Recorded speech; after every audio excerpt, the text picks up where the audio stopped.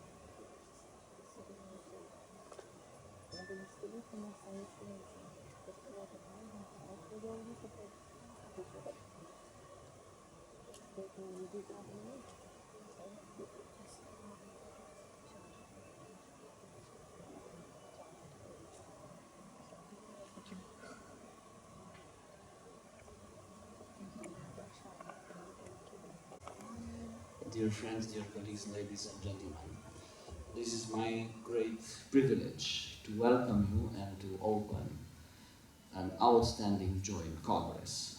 All of us, we know that it's about neurorestoratology. So these days, Bucharest is becoming the capital of brain protection, regeneration, and restoratology. And I'm very, very happy to welcome all of you coming from so many different countries, having so many different specialties. So this is a great privilege for us to participate in the 6th Conference of International Association of Neurorestoratology and the 10th Global College for Neuroprotection and Neuroregeneration Conference. This strategy is becoming a very fruitful one. This joint cooperation is getting more and more sound. And we have to acknowledge that behind these two important societies, there are some other partners, like the Society for Neuroprotection and Neuroplasticity, which is an European society, actually, international society. And together with SSNN, and together with the University of Medicine and Pharmacy in Cluj, Romania, and University of Uppsala, Sweden, and many other joint forces. Due to all these joint efforts, we are able to have this extremely interesting and dynamic conference. More than, I would say, 28, 29 countries already are participating in this important scientific, medical, and research project. Now, this is a great moment to put together our basic and clinical knowledge and to sort out what is really good, what is really promising. And I think we should stay on the optimistic side, because together with the optimism, skepticism is growing. But our task is to separate science from, let's say, non-science. Optimism, too much optimism from too much skepticism. So our task is to find the right way and to use the right ingredients in order to balance and to build up what is now becoming one of the most promising areas of research, not only in neurosciences, but in all regenerative medicine. It's restoratology. So with these things in our mind, and with a very good, I hope, after the yesterday opening and after seeing many friends with warm feelings in our heart, we are ready to start this long journey, a very dense scientific program. And I would like to take the opportunity to thank all of you who are participants, speakers, organizers for all these joint efforts and for your very wise and soft presence here. Thank you very much, and before ending my short opening address, I'd like to invite, and first of all, to excuse our Minister of Health. He's very busy currently, and due to our very boiling political situation, now he's already in the Parliament, due to our very boiling political situation, we have still him with us in mind and heart, and we have the privilege to have here with us Dr. Kalina Alexandru, who is the Director of Healthcare and Health Policy Directorate in the Ministry of Health, and he is the only first and most important messenger of our minister. And I would kindly invite him to deliver the address of our Minister of Health.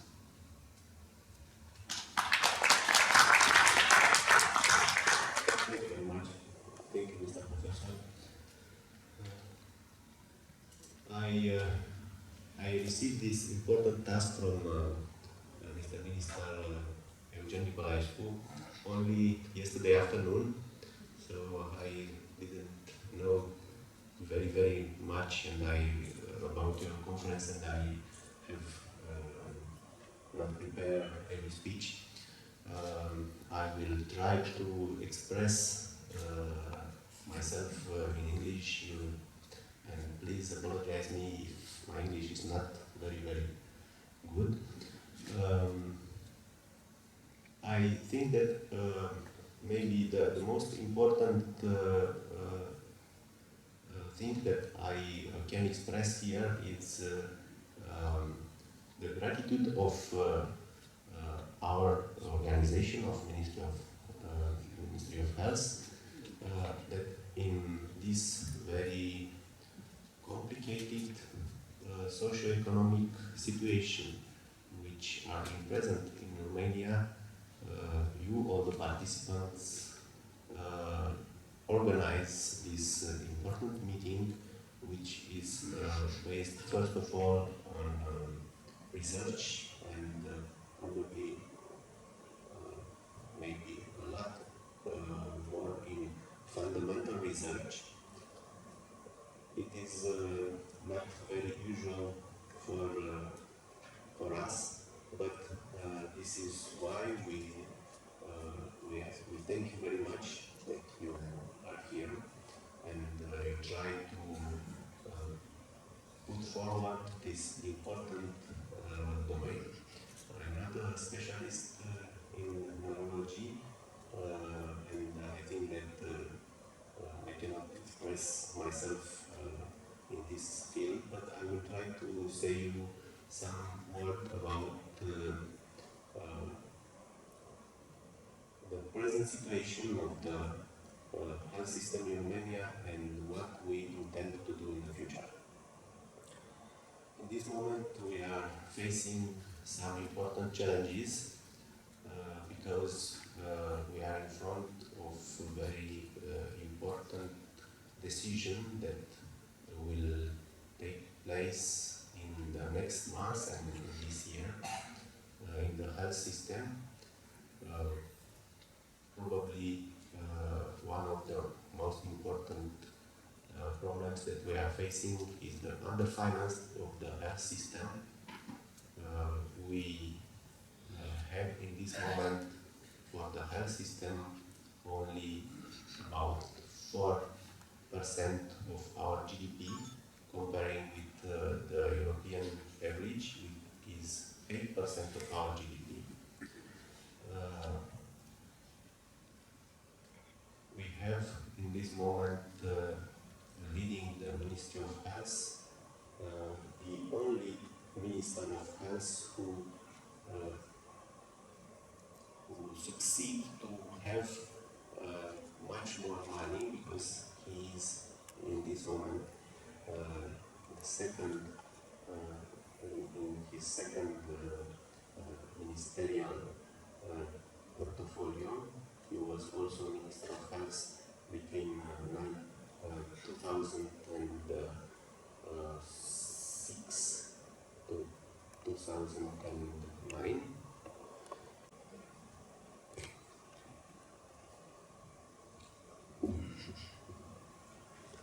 Professor Dafin F Muresanu, Mr. Koli Alexandria, Representative Minister of Health, ladies and gentlemen, it's my great honor to be here for this combined conference. I must thank my friend Professor Dafin and his colleagues for the great efforts to make this conference successful. They could attract more than 250 scientists and clinicians from 30 countries, in addition to tens of our respectable colleagues from Romania.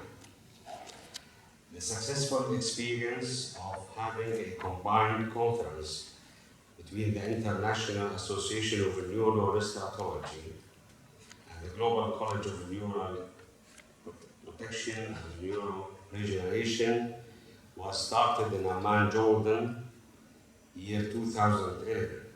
In addition, also at that time, to the American Society of the Neural Therapy and Repair. Now, the experience is extended to the Society for the Study of the Neuroprotection and Neuroplasticity.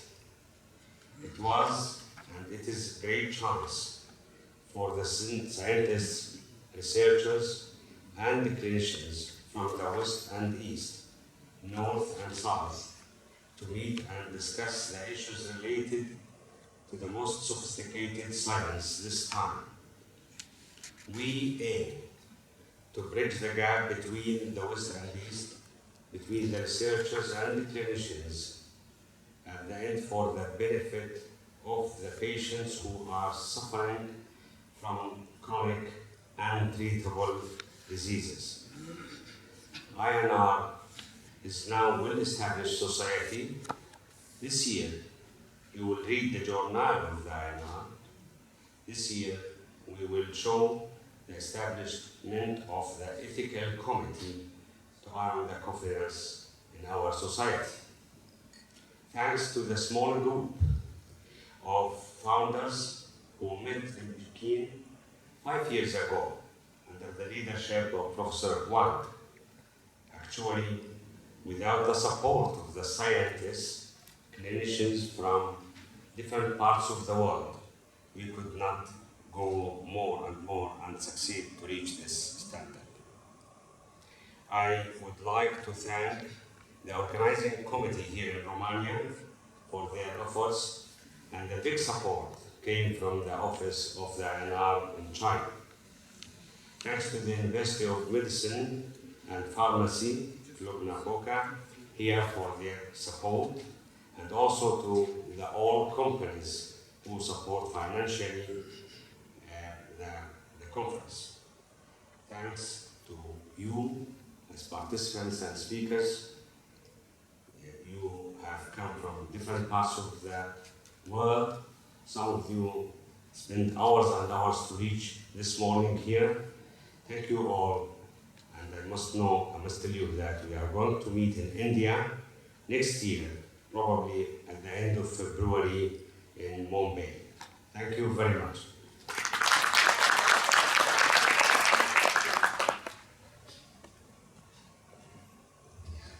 Thank you very much, Zivat, for these lovely words and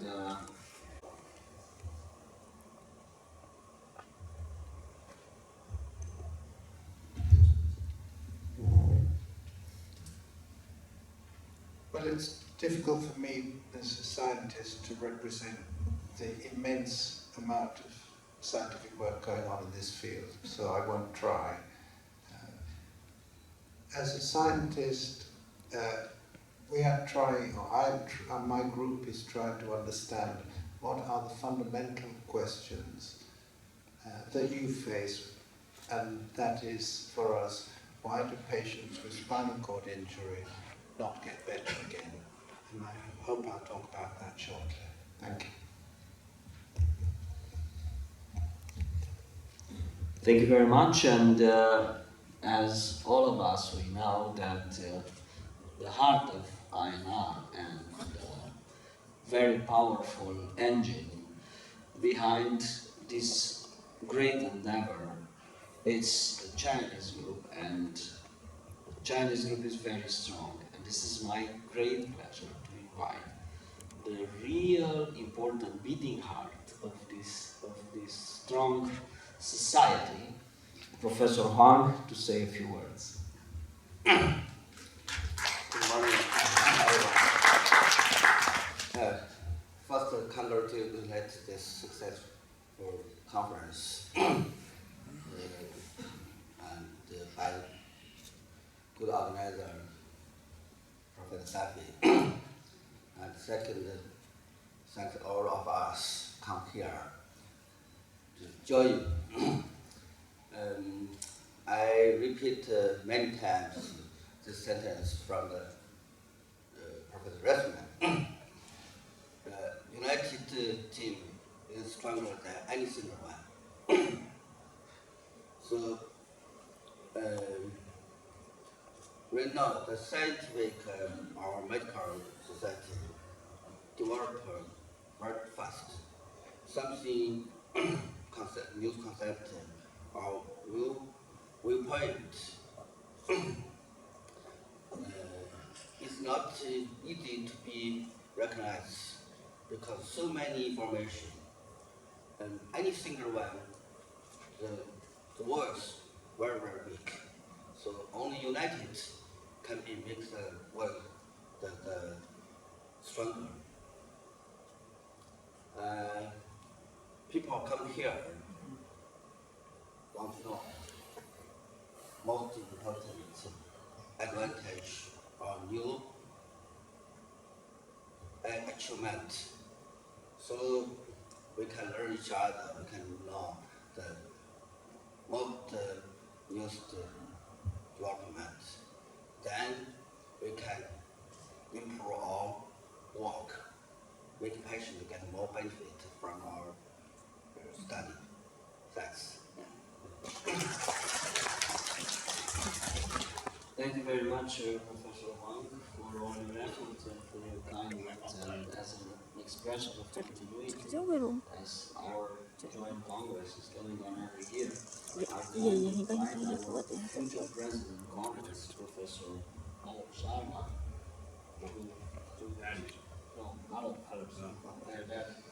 that's nice because we have two Sharma professors. Thank you. First ballot, then. Thank you, Professor Dafin. First, I'd like to thank you for organizing a wonderful conference and for a warm hospitality. We've just been here for a day and we feel very much at home in your lovely country. So thank you very much. I just take this occasion to invite all of you to India next year. When you register, there's a brochure, and that actually we had put the date of the next Congress as May 1st to 4th. But yesterday in a meeting of the core administration, it has been decided to change the date to somewhere in February. So you will receive information about that. I'd like to welcome all of you to India, um, to take in its hospitality, its warmth, and the great amount of scientific and clinical work that's happening there. For me, INR is not just an association, it's actually a movement. It's a movement, it's a mission. A mission and a movement which is meant to see that the work of scientists working diligently in the laboratory reaches patients suffering from neurological injury and disease in the safest and most effective manner. This is a mission which is difficult, it's hard, there are lots of people who criticize it, but thanks to the team that Professor Huang started with, and we have gradually built up people from so many countries, I'm sure in the very near future, we will be able to take everything that's happening in the laboratories faster and more effectively to patients. So again, Professor Dafin, thank you for your hospitality, and I welcome all of you to India next year. Please do join us. It will be a pleasure and an honor to have all of you in India. Thank you. Thanks a lot to our future Congress President words, and now it's my great privilege to invite Professor Hari Sharma, who is the President of the Global College of Neuroprotection and Neuroplasticity, and everybody knows his fantastic work and his efforts to put together important groups of research all over the world and to create a very strong and very efficient network. Hari, please. Thank you.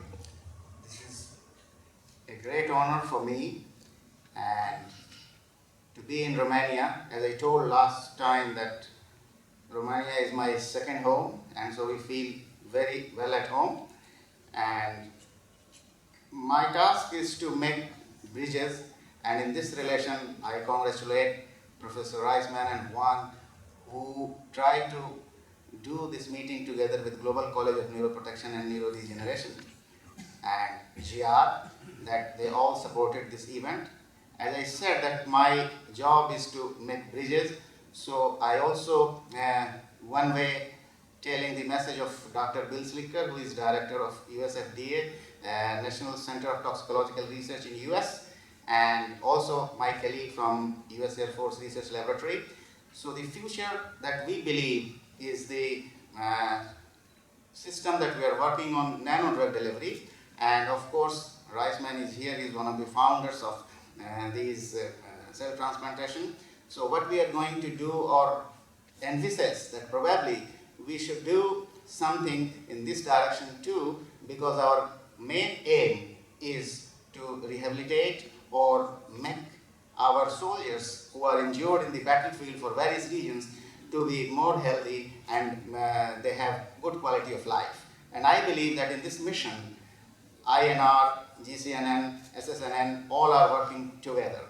So I'm very happy to see most of my friends here and new colleagues who joined here, and I'm sure that this joint Congress, our family is growing. So I feel this is all our family, and we are very happy to see new delegates and also our friends.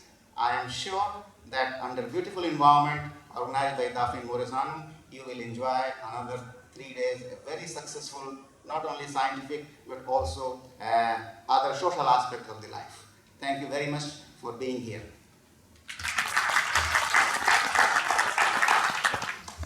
Thank you very much, Hari, for these very nice words. And now I'm inviting you for the very interesting and dynamic journey. And I would kindly invite Professor Reisman and Professor Huang to take over and to start with the first session, General Neurostomatology. So thanks a lot once again, and wish you a very successful day.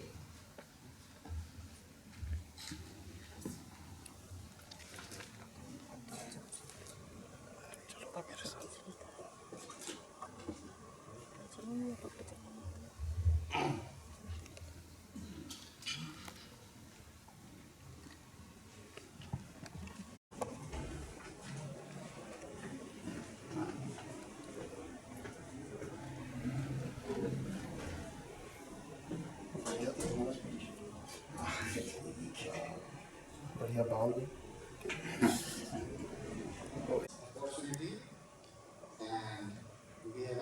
excellent presentations by previous speakers. I will just add only few things in this aspect, that in human life situations we are facing different kinds of problems every day, and whenever a disease will occur, whether it is traumatic injury to the nervous system or any kinds of metabolic disease, I think regarding therapy we have to think differently. And this is a combination of a study supported by US Air Force Research Laboratory, Swedish Strategic Research Foundation, and European Office of Aerospace Research and Development. We are working actively together with Dafin F Muresanu here. And actually, there is a very old saying, what we want to look, we can only see that. So therefore, we should try to look beyond this.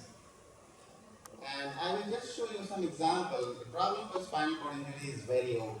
It's not very new. But still, we don't have any cure so far. There are excellent investigators in this house doing excellent work, but the basic thing is that we have not solved any problems of spinal cord injury so far. This is a very good example that James Garfield, this is the President of the United States, he was shot and could not be saved. I'm showing you some history, sharing. Most of you know about this, but I'm just showing for some new audience. And this is George Patton. He was also injured in the battlefield. And you can see that these examples are very common in the battlefield or combat operation in soldiers. And nowadays, our world is not so safe. There are more conflicts, more problems. It means we have more situations like this. There are several guidelines have been drawn previously, and in this audience, I am not going to discuss all these details. And several recommendations made, some of them are still practiced.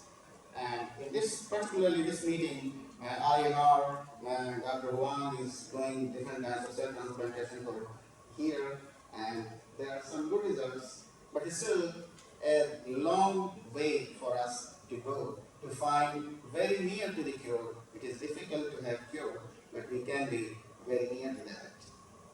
So you can read by yourself. I'm not reading the slides, but the point is that there are different approaches suggested, but so far we don't have any satisfactory results, isn't it? So we must think something, how we can go in future, how we can improve. Of course, we can improve all the time regarding therapy, new ways and new approaches. And for example, the previous speaker has just shown us excellent results that it can be workable, and I congratulate, because this is really something very important in our understanding of the human brain science. But look, these are the situations that are quite common our soldiers are facing almost every day in the battlefield. This battlefield could be high ambient temperature, hot environment, it could be very cold environment. And my point is that the environment is entirely different. A person gets injured in normal situations with clean environment, and a person gets injured at different places. I think the pathophysiological changes could be entirely different. And therefore, we have to think that probably the mechanisms of treatment or the treatment modalities should also be different. And that is the thing we are working together with US Air Force Research Laboratory, US FDA, to find out how we can do this, and also in this term comes nano-drug delivery.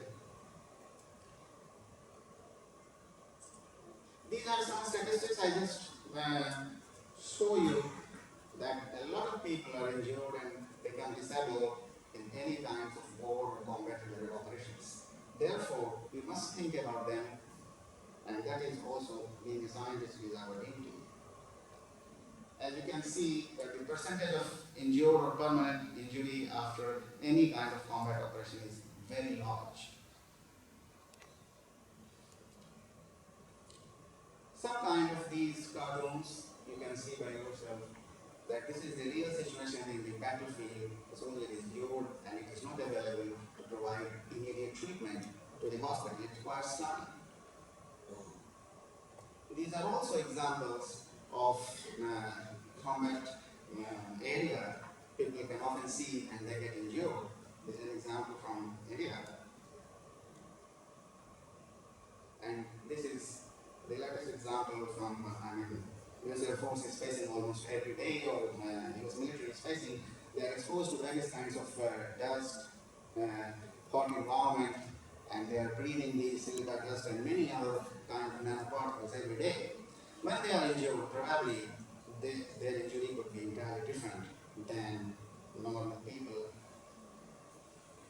So again, I can show you that these things are very difficult to understand and we have to go ahead. These are also very common examples at different places.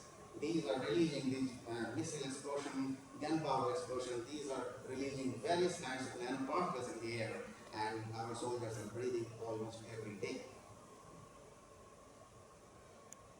Some of you know that we had a very nice congress in Jordan, and still we are very grateful to the SG Princess Jordan, was very keen to come to our congress. Dr. Ali Open is here. So we try to summarize some of these latest developments that we must think nowadays, not only the injury in standard environment, but we must think about injury occurring at different environments in the battlefield, or people are exposed to different kinds of nanoparticles. As the previous speakers showed very nice, together with NASA Ames research laboratories, here this is an example that they are trying to have multiple nanoelectrodes and try to stimulate different parts of a neuron, not only different parts of the brain, to achieve something, and that can also deliver us good therapy, for example, in Parkinson's disease. This is an example you can see here that one can try using nanoelectrodes to stimulate different parts of the neuron, not only the whole neuron cell or set of neurons. This can be used for different purposes for future therapy. Now the question comes, this is an example of carbon nanotube. One can also use drug labeling using these carbon nanotubes, not only carbon nanotubes, but also other kinds of nanowires, and they can be delivered, they can stay there, and can have different effects for long lasting. And we are working in this case, here is Dr. Ryan Tian and it's Dr. Wang from University of Arkansas, VIth. They are pioneering, they have this patent on nanowiring, and we are collaborating with them. This was the picture taken at the Rockefeller Institute where there was a nanoscience meeting. The master or the producer of this nanowires is Proton Young. He's in Berkeley. He's a very famous person. But he is working on the electronic aspect. What we are doing, we are trying to level drugs on these nanowires and giving them in vivo cases of animals under different conditions. The other point is that recent developments suggest that not only that nanowiring of drugs, even stem cells can also be nanowired, and they can be delivered, they can work, they may be there normal for longer time, their effect is much more increased or enhanced. So these are early stages of development. As you can see here in this case, that on nanowires, these stem cells can grow, can be healthy for longer time. So these are the latest development that we want to work and try to test in our experimental animal models. There's another example that they are doing, very nice mouse embryonic stem cells on nanowires. This is the development that you can see from this picture and this picture. They are very well growing, healthy, and they are lively for a long time. And this is the electrical measurement that the cell depression is very clear. The other aspect of nanowires, as I told you, you know that every drug has two kinds of effect. One is toxicity, and one is pharmaceutical good development towards neuroprotection. Likewise, these nanowires are also used to kill the specific tumor cells. This is an example in cell culture where titanium-based nanowires were administered in the particular cell and the tumor cell is dying. So every new technology has both aspects, and we are working on both the conditions to understand their neurotoxicity and also their ability to deliver drug. And then we are also developing in American society, American Journal of Neuroregeneration and our society. There is Andrew Shelley, who got Nobel Prize in 1977 in physiology and medicine. He is also a very strong supporter of nanodrug delivery. And since these investigations are very expensive, we are working with Arkansas governor. This is the former governor, and also this current governor is also helping us because this requires huge cost to do this nanowiring, do these experiments. These are long experiments. I will show you only a few examples. I will not be very late. And the point is that whether breathing of silica dust to animal models can really enhance the spinal cord injury. I will show you only this example in a rat model, and you can see this is injury 5 hours without any silica dust, and with silica dust you can see that even within 5 hours the injury severity was much more high. And these are just some example of cells. You can see, compare this picture, this is untreated injured and this is silica treated. So the point is that when we believe that when people are breathing silica dust and they get injured, the problem is much more complicated. I do not have time to show some new results, and this is the current governor of Arkansas. He is helping us in this big project. Regarding other kind of drug testing, I'm just showing you. In nanodrug delivery, it is not easy to think that whatever we nanowire can work wonders. And this is an example. You can see this is done with a pharma company in Uppsala. If you have 3 different kinds of drugs and nanowired in identical doses and applied in similar conditions, all drugs are not doing great. Only few drugs, for example, this drug when nanowired given 5 minutes to 2 hours after it is doing very good, but the other drugs were like this, uninjured are here. So the point is that we have to be very selective. Understanding the properties of drugs cannot be modified, but probably the property of drugs can be enhanced for longer time using nanowiring. This is an example that nanowire drug were given, and we can still protect this spinal cord injury. It is electron microscopy image. Our former Prime Minister is also supporting from Sweden about this project, and we are very happy that he is on our side. We are also working in China with CGI Yuan, this is Bethlehem International Hospital, and Dr. Fong. He is our collaborator. We are also working on some aspects of spinal cord injury and neuropathic pain. And of course, Dr. Yuan is here. The other supporter of our nanowire drug delivery is Aruna Hari. He got chemistry Nobel in 2004.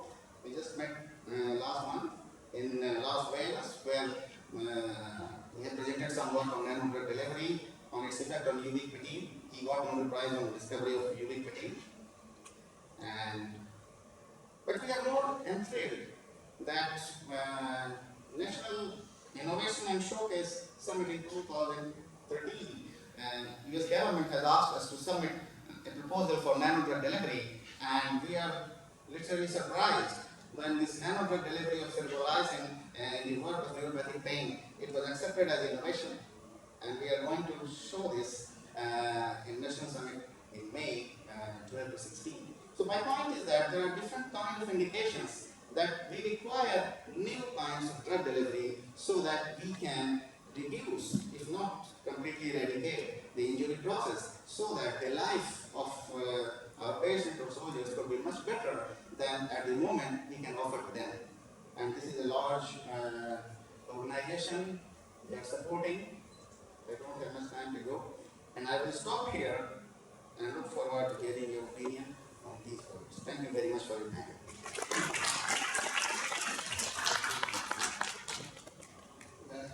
Let's discuss. The time is urgent. We need another. Yeah, let's discuss. Okay. Invite all these people, I guess. Yes, next speaker is Luis and